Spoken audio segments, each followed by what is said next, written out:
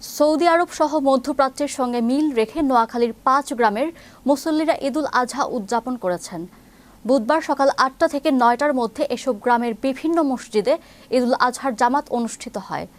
জানা গেছে, বড়পীর হজরত আবু মোহাম্মদ মহিউদ্দিন সৈয়দ আব্দুল কাদির জিলানী রহমতুল্লাহ এর মতাদর্শ অনুসরণকারী কাদেরিয়া তরিকার অনুসারীরা দীর্ঘদিন ধরে সৌদি আরবের সঙ্গে মিল রেখে রোজা ও ২ ঈদ পালন করে আসছেন।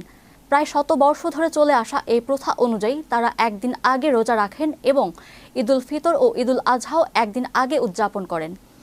ঈদ উদযাপনকারী গ্রামগুলো হলো নোয়াখালী সদর উপজেলার নোয়াখালী পৌরসভার লক্ষ্মীনারায়ণপুর ও হরিনারায়ণপুর, কবিরহাট উপজেলার ঘোষবাগ ইউনিয়নের রামভল্লভপুর এবং বেগমগঞ্জ উপজেলার গোপালপুর ইউনিয়নের বসন্তবাগ ও ফাজিলপুর।